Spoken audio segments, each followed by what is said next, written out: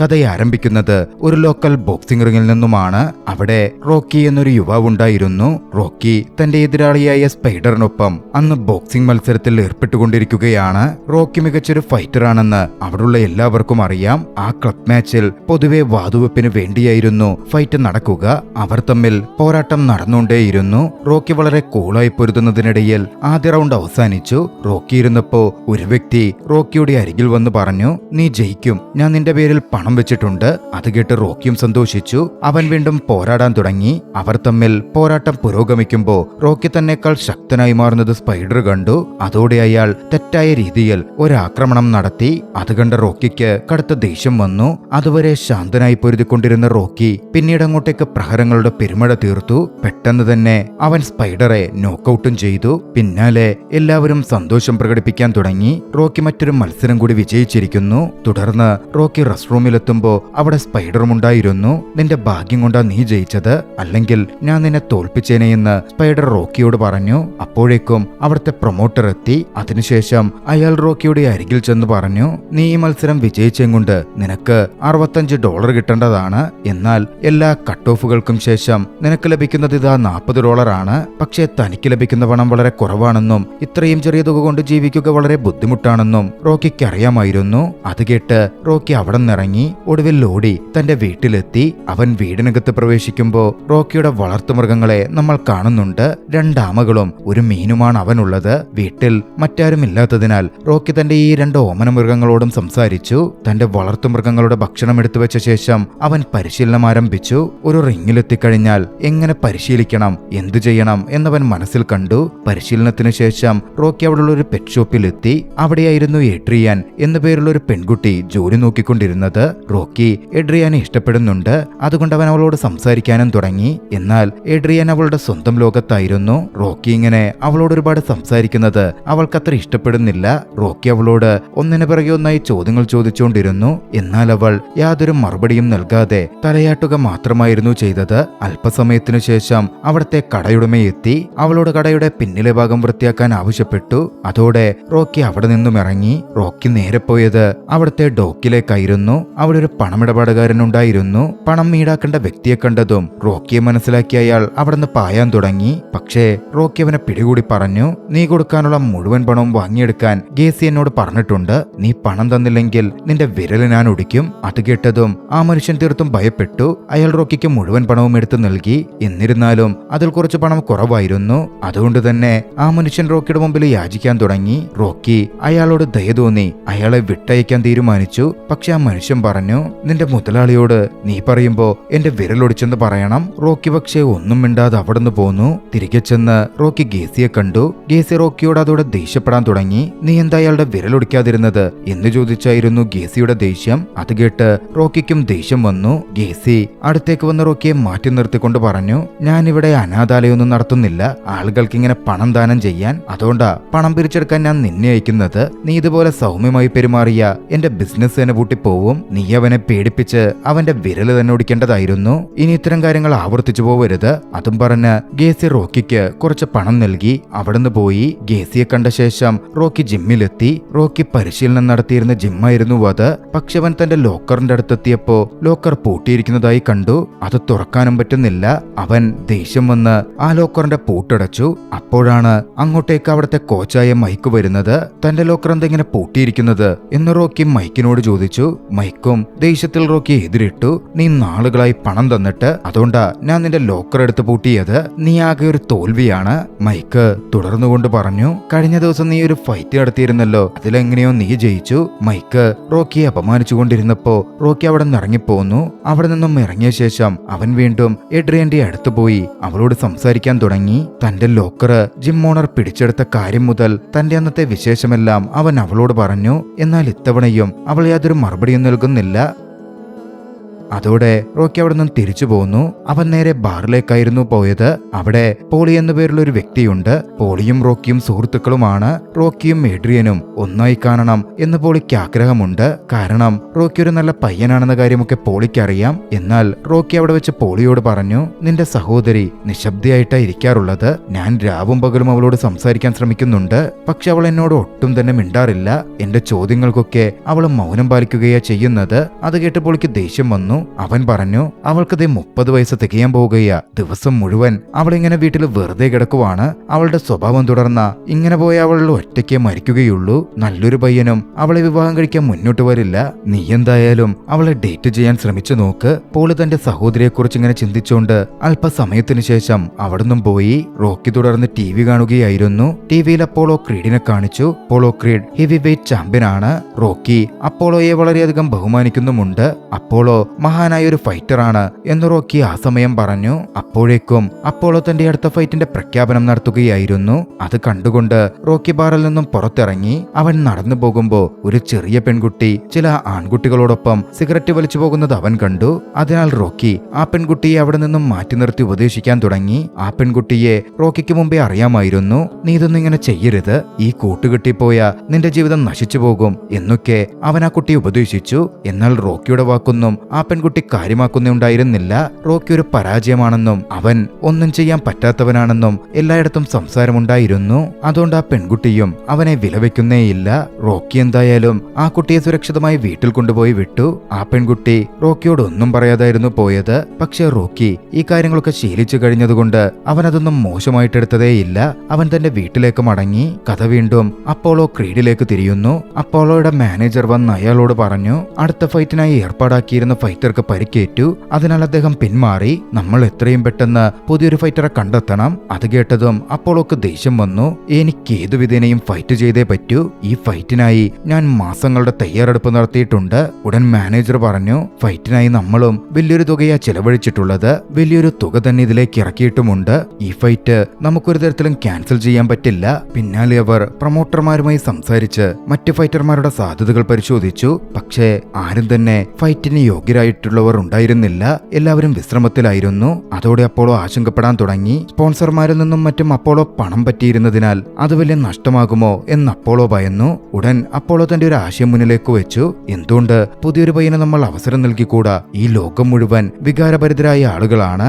നമ്മൾ അതിന്റെ ആനുകൂല്യം മുതലെടുക്കണം. അപ്പോളോ ക്രീഡ് ഒരു പുതിയ പയ്യൻ അവസരം നൽകാൻ ആഗ്രഹിക്കുന്നുവെന്നും ലോകത്തിലെ ഹെവി വെയ്റ്റ് ചാമ്പ്യൻ ഒരു സാധാരണ ഫൈറ്ററുമായി ഏറ്റുമുട്ടുമെന്നും നമ്മൾ എല്ലായിടത്തും പ്രചാരണം നടത്തണം. അത് ജനങ്ങൾ ഏറ്റുപിടിച്ചോളും. നമ്മൾ ഈ ഫൈറ്റ് അമേരിക്കയിൽ വെച്ച് നടത്തും. ഫൈറ്റർ ഫിലാഡൽഫിയയിൽ നിന്നുള്ള ആളായിരിക്കണം. ആ കാര്യം കേട്ടതും പ്രൊമോട്ടർക്കും വല്ല സന്തോഷം തോന്നി. അത് നല്ലൊരു ആശയമാണെന്ന് അവരെല്ലാവരും സമ്മതിച്ചു. ഫൈറ്റ് വലിയ രീതിയിൽ വിജയിക്കുമെന്നും ധാരാളം ആളുകൾ ഫൈറ്റ് കാണാൻ എത്തുമെന്നും അയാൾ പറഞ്ഞു. അങ്ങനെ അവരെല്ലാവരും ഒന്നിച്ച് അതിലൊരു തീരുമാനമെടുത്തു. വീണ്ടും കഥ റോക്കിയിലേക്ക് തിരിയുന്നു. റോക്കി വീണ്ടും ഗേസിയെ കണ്ടു. ഗേസിയുമായി സംസാരിച്ചു. ഗേസി പണം പിരിക്കാനുള്ള കുറച്ച് പേരുകൾ റോക്കിക്ക് നൽകി. ശേഷം അവിടുന്ന് പോയി. മറുവശത്ത് അപ്പോളോ ആകട്ടെ പ്രാദേശിക ഫൈറ്റർമാരുടെ ലിസ്റ്റ് പരിശോധിക്കുകയായിരുന്നു. ആ ലിസ്റ്റ് നോക്കിക്കൊണ്ടിരിക്കെ ഒരു പേര് അപ്പോളോയുടെ കയ്യിലുടക്കി. Italian stallion Rocky Balboa. Italian stallion എന്ന ആ പേര് വലിയ രീതിയിൽ അപ്പോളോയെ ആകർഷിച്ചു. ഈ പേര് ജനങ്ങളിൽ വലിയ ശ്രദ്ധ നേടുമെന്നും അതുകൊണ്ട് ഇയാളോടാണ് താൻ ഫൈറ്റ് ചെയ്യാൻ പോകുന്നത് എന്നും അപ്പോളോ പ്രഖ്യാപിച്ചു. അപ്പോളോയുടെ മാനേജർ ഉടൻ റോക്കിയുടെ പ്രൊഫൈൽ പരിശോധിച്ചു. നോക്കുമ്പോ റോക്കി ഒരു സൗത്ത് പോ ആണ്, അതായത് ഇടത് കൈകൊണ്ട് പൊരുതുന്നയാൾ. ഉടൻ തന്നെ മാനേജർ അപ്പോളോയ്ക്ക് മുന്നറിയിപ്പ് നൽകി, നിങ്ങൾ ഒരിക്കലും ഒരു സൗത്ത് പോ ഫൈറ്ററുമായി ഏറ്റുമുട്ടാൻ പാടില്ല. പക്ഷെ അപ്പോളോ പറഞ്ഞു, എനിക്കതൊരു പ്രശ്നവുമല്ല, ഞാനവനെ വളരെ എളുപ്പത്തിൽ പരാജയപ്പെടുത്തും. പിന്നാലെ പോളി റോക്കിയെ തന്റെയും തന്റെ സഹോദരിയായ അഡ്രിയാന്റെയും കൂടെ താങ്ക്സ് ഗിവിംഗ് അത്താഴത്തിന് ക്ഷണിച്ചിരുന്നു. എഡ്രിയാൻ അവനായി കാത്തിരിക്കുകയാണെന്നും നിങ്ങൾക്കിന്ന് പുറത്തു പോകാം എന്നുമൊക്കെ പറഞ്ഞായിരുന്നു പോളി റോക്കിയുമായി അങ്ങോട്ടേക്ക് എത്തിയത്. പക്ഷെ വീട്ടിലെത്തിയപ്പോ റോക്കിക്ക് കാര്യം മനസ്സിലായി. എഡ്രിയാന് റോക്കിക്കൊപ്പം പുറത്തു പോവാൻ വലിയ താല്പര്യമൊന്നുമില്ല. പോളി അവൾക്കുമേൽ പ്രഷർ ചുമത്തുകയാണ്. അവിടെയെന്ന് പോളി ഒരു സീൻ തന്നെ ഉണ്ടാക്കി. ഒടുവിൽ മനസ്സില്ലാ മനസ്സോടെയും ദേഷ്യത്തിലും എഡ്രിയാൻ റോക്കിക്കൊപ്പം പുറത്തു പോകാൻ തയ്യാറായിട്ടിറങ്ങി. അവർ നേരെ പോയത് ഐസ് സ്കേറ്റിംഗ് നടക്കുന്ന ഇടത്തേക്കായിരുന്നു. എഡ്രിയാന് സ്കേറ്റിംഗ് ഇഷ്ടമാണെന്ന് പോളി പറഞ്ഞിരുന്നു. അതായിരുന്നു റോക്കി അവളെ കൂട്ടി അങ്ങോട്ടേക്ക് പോയത്. എഡ്രിയാൻ സ്കേറ്റിംഗ് ചെയ്യാൻ ആരംഭിച്ചു. റോക്കി അവളോടപ്പോൾ സംസാരിച്ചു. എഡ്രിയാൻ റോക്കിയോട് ചോദിച്ചു, നിങ്ങൾ എങ്ങനെയാ ഈ ബോക്സിംഗ് തിരഞ്ഞെടുത്തത്? റോക്കി പറഞ്ഞു, പറഞ്ഞു, ചെറുപ്പത്തിൽ എന്റെ അച്ഛൻ എന്നോട് പറഞ്ഞിരുന്നു, ലോകത്ത് 2 തരം ആളുകളാണുള്ളത്. ഒന്ന് ബുദ്ധിയുള്ള ആളുകൾ, രണ്ടാമത്തേത് ശരീരമുള്ള ആളുകൾ. നിനക്കൊട്ടും ബുദ്ധിയില്ല, അതുകൊണ്ട് നിന്റെ ശരീരം ഉപയോഗിച്ച് നീ ജോലി ചെയ്യണമെന്ന്. ഞാനതാ ചെയ്തത്. ഞാൻ എന്റെ ശരീരം ഉപയോഗിക്കാൻ തുടങ്ങി. എനിക്ക് 8 വയസ്സുള്ളപ്പോ മുതൽ ഞാൻ ബോക്സിംഗ് ചെയ്യുന്നുണ്ട്. കുറച്ചു കഴിഞ്ഞപ്പോ എനിക്കതിൽ വലിയ താല്പര്യവും ആവേശമൊക്കെ തോന്നി. അതിൽ എന്റെ കരിയർ ഉണ്ടാക്കാമെന്ന് ഞാൻ കരുതി. എഡ്രിയാൻ പറഞ്ഞു, എന്റെ കാര്യത്തിലും ഇതൊക്കെ തന്നെയാ സംഭവിച്ചത്. എന്റെ അമ്മ എന്നോട് പറഞ്ഞിരുന്നു, നീ വലിയ സുന്ദരിയൊന്നുമല്ല, അതുകൊണ്ട് നീ നിന്റെ പഠനത്തിൽ കൂടുതൽ ശ്രദ്ധിക്കണമെന്ന്. അവരുടെ സംഭാഷണം അങ്ങനെ തുടർന്നു പോയി. 10 മിനിറ്റ് സമയം അവസാനിപ്പിക്കുമ്പോ റോക്കി എഡ്രിയാനെയും കൂട്ടി വീട്ടിലേക്ക് തിരിക്കാൻ തുടങ്ങി. പോകുന്ന വഴിക്ക് അവർ റോക്കിയുടെ വീട്ടിലെത്തി. വീടിനകത്തേക്ക് വരാൻ റോക്കി എഡ്രിയാനോട് ആവശ്യപ്പെട്ടു. എഡ്രിയാനാണെങ്കിൽ വല്ലാതെ അസ്വസ്ഥത അനുഭവപ്പെടുന്നുണ്ട്. അതിനാൽ റോക്കി അവളെ ആശ്വസിപ്പിക്കാൻ തുടങ്ങി. അല്പസമയത്തിനു ശേഷം എഡ്രിയാനും സാധാരണ നിലയിലായി. അവൾ വീടിനുള്ളിൽ നടന്ന് കാണാൻ തുടങ്ങി. അവൾ അവിടെ റോക്കിയുടെ കുടുംബത്തിന്റെ ചിത്രങ്ങളും റോക്കിയുടെ കുട്ടിക്കാലത്തെ ചിത്രങ്ങളും ഒക്കെ കണ്ടു. അതിനുശേഷം ഞാൻ എന്റെ വീട്ടിലേക്ക് പോവുകയാണെന്ന് അവൾ പറഞ്ഞു. ഉടൻ റോക്കി അവളെ തടഞ്ഞുകൊണ്ട് ചോദിച്ചു, ഞാൻ നിന്റെ ഈ കണ്ണടയൊന്ന് മാറ്റിക്കോട്ടെ? അത്രയും പറഞ്ഞുകൊണ്ട് അവൻ അവളുടെ കണ്ണട മാറ്റി. തുടർന്ന് അവളുടെ തൊപ്പിയും മൂരി മാറ്റി. റോക്കി പറഞ്ഞു, ഞാൻ നിന്നെ ആദ്യമായി കണ്ട അന്ന് തന്നെ എനിക്ക് നിന്നെ ഒരുപാട് ഇഷ്ടപ്പെട്ടിരുന്നു. നീ വളരെയധികം സുന്ദരിയാണ്. ഞാനിപ്പോ നിനക്കൊരു ഉമ്മ തരാൻ പോവുകയാണ്. അതിൽ നിനക്ക് എന്തെങ്കിലും ബുദ്ധിമുട്ട് തോന്നുകയാണെങ്കിൽ നിനക്ക് എന്നെ തടയാം. അത്രയും പറഞ്ഞുകൊണ്ട് റോക്കി അവളെ ചുംബിച്ചു. എഡ്രിയാൻ അവനെ തടഞ്ഞതേയില്ല. അല്പസമയത്തിനു ശേഷം അവളും തിരികെ ചുംബിക്കാൻ തുടങ്ങി. ആ നിമിഷം അവർക്കിടയിലെ അടുപ്പം പൂർണ്ണമായി വർദ്ധിക്കുകയായിരുന്നു. അടുത്ത ദിവസം രാവിലെ കോച്ചായ മൈക്ക് തന്നെ അന്വേഷിക്കുന്നുണ്ട് എന്നറിഞ്ഞ റോക്കി ജിമ്മിലെത്തി. മൈക്കിനെ കണ്ടപ്പോ മൈക്ക് അവനോട് പറഞ്ഞു, ഫൈറ്റർ അപ്പോളോയുടെ ആളുകൾ ഇവിടെ വന്നിരുന്നു. അപ്പോളോയുടെ ഫൈറ്റിൽ അയാളെ സഹായിക്കാൻ ആരെങ്കിലും വേണം, അതുകൊണ്ട് അവർ ആളുകൾ അന്വേഷിക്കുന്നുണ്ടായിരുന്നു. നിന്നെയും അന്വേഷിച്ചു. അവൻ പറഞ്ഞു, കഴിഞ്ഞ 6 വർഷമായി ഞാൻ നിങ്ങളുടെ അടുത്ത് വരുന്നുണ്ട്. നിങ്ങളുടെ പെരുമാറ്റം അന്നും ഇന്നും ഒരേപോലെ തന്നെയാണ്. നിങ്ങളെന്താ എന്നോട് ഇങ്ങനെ പെരുമാറുന്നത് എന്നറിയാൻ എനിക്ക് ആഗ്രഹമുണ്ട്. അന്നും മൈക്ക് പറഞ്ഞു, കാരണം നീ വളരെ മികച്ചൊരു ഫൈറ്ററാണ്. പക്ഷേ നിനക്കതൊന്നും വേണ്ട. നല്ലൊരു കരിയർ ഉണ്ടായിട്ട് അതെല്ലാം ഉപേക്ഷിച്ച് നീ വെറും ഒരു ഗുണ്ടിയായിട്ട് മാറി. അയാളുടെ അടിമയായി അവനിടുന്ന കഷ്ണങ്ങൾ പെറുക്കി തിന്നാൻ തുടങ്ങി. അത് കേട്ടതും റോക്കിക്കും ദേഷ്യം വന്നു. റോക്കി അവിടെ നിന്നും ഇറങ്ങിപ്പോന്നു. അവൻ നേരെ പോയത് പ്രൊമോട്ടറുടെ ഓഫീസിലേക്കായിരുന്നു. അപ്പോളോയുടെ പ്രൊമോട്ടർ അവന്റെ അരികിലേക്ക് വന്നു. റോക്കി പറഞ്ഞു, അപ്പോളോയോടൊപ്പം പ്രാക്ടീസ് ചെയ്യാൻ കഴിയുന്നതിലും അദ്ദേഹത്തെ സഹായിക്കാൻ കഴിയുന്നതിലും ഞാൻ വളരെ സന്തോഷവാനാണ്. പ്രൊമോട്ടർ പറഞ്ഞു, നീ തെറ്റിദ്ധരിച്ചിരിക്കുകയാണ്. നീ അപ്പോളോയോടൊപ്പം പ്രാക്ടീസ് ചെയ്യാനല്ല, മറിച്ച് അപ്പോളോയോടൊപ്പം ഫൈറ്റ് ചെയ്യാനാണ് ഞങ്ങൾ ആഗ്രഹിക്കുന്നത്. ആ കാര്യം കേട്ട് റോക്കി ചിന്തയിലാണ്ട് പോയി. അവനൊന്നും മനസ്സിലാവുന്നുണ്ടായിരുന്നില്ല. അവൻ പറഞ്ഞു, ക്ലബ്ബുകളിൽ മാത്രം ഫൈറ്റ് ചെയ്യുന്ന ഒരു ചെറിയ ഫൈറ്ററാണ് ഞാൻ. അപ്പോളോ ക്രീഡുമായി ഏറ്റുമുട്ടാൻ ഞാൻ തയ്യാറല്ല. ഉടൻ ആ പ്രൊമോട്ടർ അറിയിച്ചു, അപ്പോളോ ക്രീഡിന് നിന്നെ വളരെ ഇഷ്ടപ്പെട്ടിട്ടുണ്ട്. അദ്ദേഹം നിനക്കൊരു അവസരം നൽകാൻ ആഗ്രഹിക്കുന്നു. നിനക്ക് കിട്ടാവുന്നതിൽ ഏറ്റവും വലിയൊരു അവസരം. അതുകൊണ്ട് നീ വേണ്ടെന്ന് പറയരുത്. ഇത്തരമൊരു അവസരം ഇനി ഒരിക്കലും വീണ്ടും നിനക്ക് കിട്ടില്ല. അത് കേട്ട് റോക്കി അവിടെ നിന്നും തിരിച്ചു. സമയം രാത്രിയായി. റോക്കി അവന്റെ വീട്ടിലായിരുന്നു. ടിവിയിൽ ആ പ്രഖ്യാപനവും നടക്കുന്നുണ്ട്. റോക്കിയും അപ്പോളോ ക്രീഡും ഒന്നിച്ചുള്ള ഫൈറ്റ് പ്രഖ്യാപിക്കപ്പെട്ടിരിക്കുന്നു. റോക്കി അതിന് സമ്മതം അറിയിച്ചിരിക്കുന്നു. എഡ്രിയാനും വലിയ സന്തോഷത്തിലായിരുന്നു. ആ അനൗൺസ്മെന്റ് പോളിയും നോക്കിക്കണ്ടു. ഈ അവസരത്തോടെ റോക്കിക്ക് ഒരുപാട് പണം വന്നു ചേരും എന്ന് പോളിക്ക് മനസ്സിലായിരുന്നു. അതുകൊണ്ട് തന്നെ പോളി താൻ റോക്കിയുടെ മാനേജർ ആവാമെന്ന് പറഞ്ഞു. പക്ഷേ റോക്കിക്കും പോളിയുടെ ഉദ്ദേശം അറിയാമായിരുന്നു. റോക്കി പറഞ്ഞു, ഇത്രത്തോളം എത്തും വരെ ആരും എന്റെ കൂടെ ഉണ്ടായിരുന്നില്ല. എന്നും ഫൈറ്റിനും മറ്റും ഞാൻ ഒറ്റയ്ക്കാ പോയിക്കൊണ്ടിരുന്നത്. ഇനി മുന്നോട്ടും ഞാൻ ഒറ്റയ്ക്കുള്ളതായിരിക്കും നല്ലത്. ഈ ഫൈറ്റ് ഞാൻ ഉറപ്പായും ചെയ്യും. അതും പറഞ്ഞായിരുന്നു അവൻ ആ വീട്ടിൽ നിന്നും ഇറങ്ങിയത്. റോക്കി തിരികെ വീട്ടിലെത്തുമ്പോ മൈക്ക് അവിടെ ഉണ്ടായിരുന്നു. മൈക്ക് റോക്കിയോട് പറഞ്ഞു, നമ്മൾ ചരിത്രം സൃഷ്ടിക്കും. എന്റെ യൗവനകാലത്ത് ഞാൻ ചെയ്ത അബദ്ധം നീയും ചെയ്യരുത്. ഞാനും വളരെ മികച്ചൊരു ഫൈറ്റർ ആയിരുന്നു. മറ്റുള്ള എന്റെ പ്രായത്തിലുള്ള ഫൈറ്റർമാർക്ക് ലഭിക്കേണ്ടതെല്ലാം അന്ന് ലഭിച്ചു. എനിക്ക് ലഭിച്ചില്ല.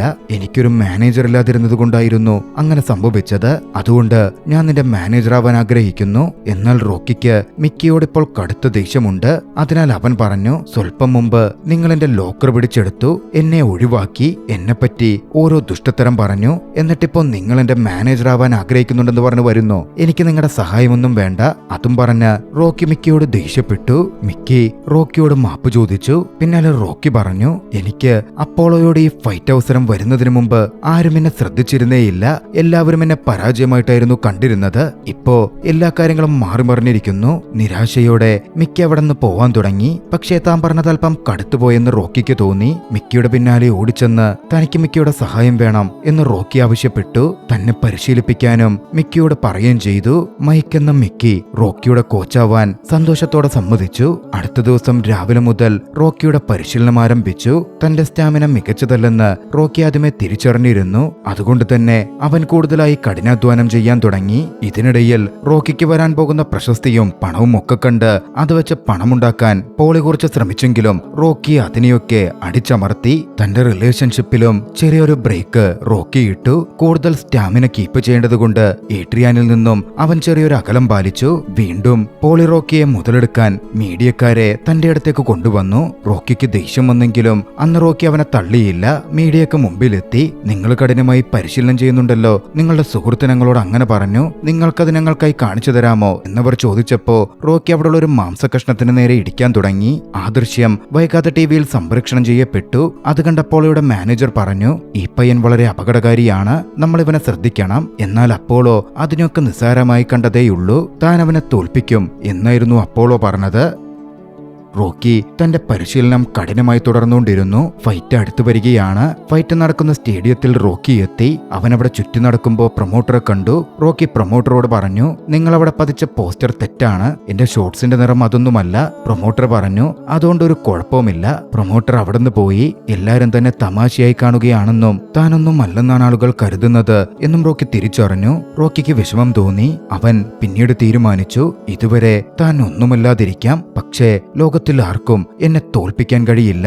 മത്സരം അവസാനിക്കുന്ന അവസാന ബെൽ മുഴങ്ങുന്നതുവരെ ഞാൻ റിങ്ങിൽ പിടിച്ചു നിന്നാൽ എന്റെ ജീവിതത്തിൽ ആദ്യമായി ഞാൻ ആൾക്കൂട്ടത്തിൽ വെറും ഒരു അംഗമല്ല എന്ന ബോധ്യം എനിക്കുണ്ടാകും. ഞാൻ എന്റെ തല അഭിമാനത്തോട് ഉയർത്തിപ്പിടിക്കും. ലോകം എന്നെ ഒരു വിജയിയായി കാണും. റോക്കി സ്വയം ചിന്തിച്ചു. അങ്ങനെയൊടുവിൽ ഫൈറ്റ് ആരംഭിച്ചു. അപ്പോളോ ക്രീഡാകട്ടെ ജോർജ് വാഷിംഗ്ടണിന്റെ വേഷം ധരിച്ച് ഒരു ഫ്ലോട്ടിൽ കയറി അതിഗംഭീരമായ രീതിയിലായിരുന്നു അങ്ങോട്ടേക്ക് പ്രവേശിച്ചത്. അപ്പോളോ അഹങ്കാരിയായ ഒരു ഫൈറ്ററായിട്ടായിരുന്നു കാണപ്പെട്ടത്. മത്സരം ആരംഭിക്കുമ്പോൾ മുതൽ റോക്കിയെ വളരെ നിസ്സാരനായ ഒരാളെപ്പോലെയാണ് അപ്പോളോ നോക്കിക്കണ്ടത്. ക്രീഡവനെ പരിഹസിക്കുക പോലും ചെയ്തു. ഫൈറ്റിൽ അപ്പോളോ ആദ്യം മുതൽ കടുത്ത ആക്രമണം തുടങ്ങി. അപ്പോളോയുടെ ശക്തി എന്താണെന്ന് റോക്കിക്ക് മനസ്സിലാകുന്നുണ്ടായിരുന്നു. റോക്കി തന്റെ ഇടതുകൈയുടെ മാസ്മരികത കാണിക്കാനും തുടങ്ങി. അപ്പോളോയുടെ മുഖത്ത് ശക്തമായൊരു പഞ്ച് റോക്കി ഏൽപ്പിച്ചു. അപ്പോളോ താഴെ വീണു. താൻ പൊരുതുന്നത് ഒരു സൗത്ത് പോയുമാണെന്ന കാര്യം പെട്ടെന്ന് അപ്പോളോയുടെ മുമ്പിലേക്ക് വന്നിരുന്നില്ല. ആ നിമിഷത്തിൽ താൻ ആരെയും നിസ്സാരമായി കാണാൻ പാടില്ല എന്നപ്പോളോക്ക് മനസ്സിലായി. അദ്ദേഹം അതോടെ എഴുന്നേറ്റ് നിന്ന് സാവധാനം പൊരുതാൻ തുടങ്ങി. എന്നാൽ അദ്ദേഹം വീണ്ടും ആക്രമണ രീതിയിലേക്ക് മാറി റോക്കിയെ അടിക്കാൻ ശ്രമിച്ചു. അപ്പോളോ ആക്രമണം തുടർന്നു. എന്നാൽ റോക്കിയുടെ പഞ്ചുകൾ അദ്ദേഹത്തിന് കൊള്ളുന്നുമുണ്ടായിരുന്നില്ല. പെട്ടെന്നൊരു ഘട്ടത്തിൽ അപ്പോളോ തിരിച്ചടിച്ച് റോക്കിയുടെ മേലൊരു പഞ്ച് കൊള്ളിച്ചു. റോക്കിയും താഴെ വീണു. പിന്നീടും പോരാട്ടം തുടർന്നുകൊണ്ടിരുന്നു. ഇരുവരും ശക്തരായിരുന്നു. റൗണ്ടുകൾ ഓരോന്നായി കടന്നുപോയി. അപ്പോഴേക്കും അപ്പോളോ റോക്കിയുടെ അവസ്ഥ പരങ്ങലിലാക്കി കഴിഞ്ഞിരുന്നു. അതേസമയം റോക്കിയും അപ്പോളോയുടെ അവസ്ഥ ദയനീയമാക്കിയിരിക്കുകയാണ്. രണ്ടുപേരും ക്ഷീണിതരായിരിക്കുന്നു. പെട്ടെന്ന് അപ്പോളോ റോക്കിയുടെ മേൽ ശക്തമായി ആക്രമിച്ചു. റോക്കി വീണ്ടും താഴെ വീണു. അപ്പോളോയുടെ കോച്ച് പറഞ്ഞു, നീ താഴെ തന്നെ കിടന്നോ റോക്കി, നീ എഴുന്നേറ്റാൽ ഈ ഫൈറ്റ് കൂടുതൽ കഠിനമാകും, നിന്റെ ജീവന് തന്നെ ആപത്തുണ്ടായേക്കാം. എന്നാൽ റോക്കി അത് കേട്ടില്ല. വീണ്ടും എഴുന്നേറ്റ് നിന്നു. അത് കണ്ട് അപ്പോളോയ്ക്ക് ഭ്രാന്ത് പിടിക്കാൻ തുടങ്ങി. കാരണം അപ്പോളോ ഇത്രയുമൊന്നും ഫൈറ്റ് നീട്ടിക്കൊണ്ടുപോവാറില്ല. ഇതിപ്പോൾ ആദ്യമായി തനിക്കെതിരെ ഫൈറ്റ് ചെയ്യുന്ന ഒരു വ്യക്തി, ലോകമറിയാത്തൊരു ഫൈറ്റർ തനിക്കെതിരെ ഇത്രയും നേരം പിടിച്ചു നിൽക്കുന്നു. അവർ തമ്മിൽ വീണ്ടും പോരാട്ടം ആരംഭിച്ചു. അപ്പോളോ വളരെ ശക്തമായ ആക്രമണം നടത്തി. ആ റൗണ്ടും അവസാനിച്ചു. കളി കാണുന്നവരൊക്കെ വലിയ ആവേശത്തിലാണ്. എന്നാൽ റോക്കിയുടെ കണ്ണുകൾ ഫൈറ്റിൽ മർദ്ദനമേറ്റടഞ്ഞുപോയിരുന്നു. അവൻ പറഞ്ഞു, എന്റെ കണ്ണുകൾക്ക് മുകളിൽ ഒന്ന് വെട്ടി രക്തം പുറത്തേക്ക് കളയൂ. അടിഞ്ഞുകൂടിയ രക്തം പുറത്തു പോകുമല്ലോ, എനിക്കിപ്പോൾ ഒന്നും കാണാൻ കഴിയുന്നില്ല. എനിക്ക് ഈ ഫൈറ്റ് പൂർത്തിയാക്കണം. അങ്ങനെ വൈകാതെ അതും പ്രവർത്തിക്കപ്പെട്ടു. റോക്കിക്കപ്പോൾ കണ്ണു തുറന്ന് വ്യക്തമായി കാണാൻ പറ്റുന്നുണ്ടായിരുന്നു. മറുവശത്ത് അപ്പോളോയുടെ അവസ്ഥയും മോശമാണ്. രണ്ടുപേരും വീണ്ടും എഴുന്നേറ്റു. ഫൈറ്റ് ആരംഭിച്ചു. റോക്കി വീണ്ടും പഞ്ചേൽപ്പിച്ചപ്പോൾ അപ്പോളോയുടെ സമനില തെറ്റി. റോക്കിയുടെ മനോവീര്യം തകർക്കുക അത്ര എളുപ്പമുള്ള കാര്യമായിരുന്നില്ല. റോക്കി ഇപ്പോഴും പൂർണ്ണമായി തയ്യാറായി നിൽക്കുകയാണ്. റോക്കി അപ്പോളോയോട് പറഞ്ഞു, വാടാ വാ. വീണ്ടും റോക്കിയിൽ നിന്ന് ശക്തമായ പ്രഹരങ്ങൾ അപ്പോളോയുടെ മേൽ പതിച്ചു. അപ്പോളോ ബോധം കെട്ടു വീഴുന്ന അവസ്ഥയ്ക്ക് അടുത്തുവരെ എത്തിയിരുന്നു. നിൽക്കുകയായിരുന്നു. അപ്പോഴേക്കും അവസാന ബെൽ മുഴങ്ങി. 15ാം റൗണ്ടും പൂർണ്ണമായി. മത്സരശേഷം എല്ലാം പരിശോധിച്ച് ക്രീഡിന് അന്തിമ വിജയം പ്രഖ്യാപിക്കപ്പെട്ടു. അവൻ ചാമ്പ്യൻഷിപ്പ് കിരീടം നിലനിർത്തി. റോക്കിക്ക് പക്ഷേ താൻ വിജയിക്കാത്തതിൽ ദുഃഖമൊന്നും ഉണ്ടായിരുന്നില്ല. ലോകത്തിനു മുമ്പിൽ താൻ എന്തെന്ന് കാഴ്ചവെക്കണം എന്ന് മാത്രമേ അവൻ ആഗ്രഹിച്ചിരുന്നുള്ളൂ. അപ്പോളോയെപ്പോലെ ഏറ്റവും വലിയൊരു ഫൈറ്റർക്കൊപ്പമാണ് 15ാം റൗണ്ട് തീരുന്നവരെ റോക്കി മികച്ച രീതിയിൽ പിടിച്ചു നിന്നത്. അവന്റെ കഴിവ് ലോകത്തിനു മുമ്പിൽ അവൻ പ്രകടിപ്പിച്ചു കഴിഞ്ഞു. റോക്കിക്ക് അത് മാത്രമായിരുന്നു വേണ്ടിയിരുന്നത്. താൻ വെറും ഒരു പരാജയമല്ലെന്ന് ലോകത്തിനു മുമ്പിൽ കാണിക്കണമായിരുന്നു. ആ ദൃശ്യങ്ങളിൽ ചലച്ചിത്രം അവസാനിക്കുകയാണ്. രസകരമായ റോക്കി എന്ന ഈ ക്ലാസിക് ആക്ഷൻ ചലച്ചിത്രം നിങ്ങൾക്കിഷ്ടമായെങ്കിൽ വീഡിയോ ലൈക്ക് ചെയ്യുക. അഭിപ്രായങ്ങളും നിർദ്ദേശങ്ങളും കമന്റുകളിൽ രേഖപ്പെടുത്തുക. കഴിയുമെങ്കിൽ ചാനൽ സബ്സ്ക്രൈബ് ചെയ്തും കൂട്ടുകാർക്ക് ഷെയർ ചെയ്തു കൊടുത്തും ഞങ്ങളെ സപ്പോർട്ട് ചെയ്യുക. അടുത്ത എപ്പിസോഡിൽ മറ്റൊരു മികച്ച ചലച്ചിത്രവുമായി നമുക്ക് കണ്ടുമുട്ടാം. അതുവരെ ബൈ.